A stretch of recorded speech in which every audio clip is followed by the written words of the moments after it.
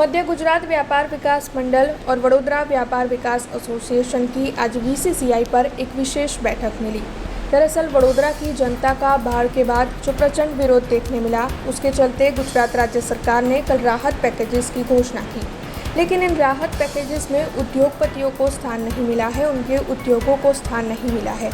इसी मुद्दे के मद्देनज़र आज बीसीसीआई पर एक बैठक बुलाई गई थी।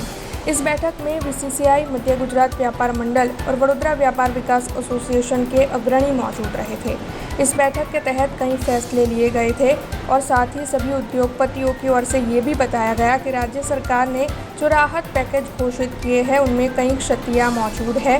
तब इस मामले में उनकी ओर से मुख्यमंत्री को पूरी पेशकश करते हुए पैकेजेस में बदलाव की मांग साझा की जाएगी। व्यापार विकास एसोसिएशन, एफएमसीजी डिस्ट्रीब्यूटर्स एसोसिएशन,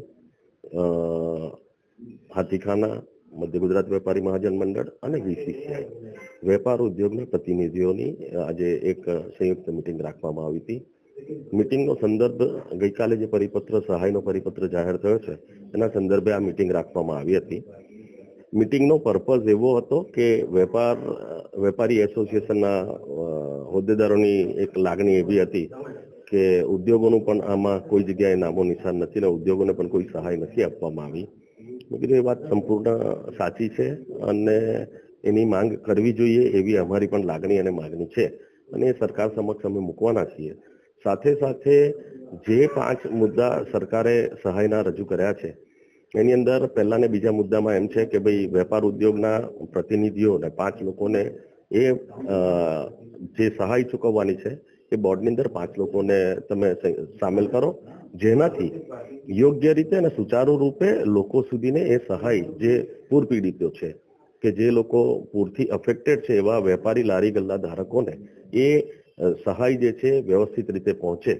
અને મોટી ને પાકી દુકાનો માટેની જે વાત છે તો એમાં જે 3 વર્ષ માટે 7% વ્યાજે લોન આપવાની છે એ વગર વ્યાજે લોન આપે, સંપૂર્ણ માફી આપે અને સાથે સાથે અત્યારની જે એક્ઝિસ્ટિંગ લોન છે એમાં 7%ની માફી આપે એવી વેપારી એસોસિએશનની લાગણી છે.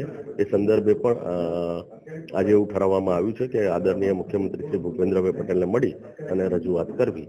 हमसे जुड़े रहने के लिए हमारे YouTube चैनल को सब्सक्राइब करें और नई वीडियो की नोटिफिकेशन के लिए बेल आइकॉन को दबाएं।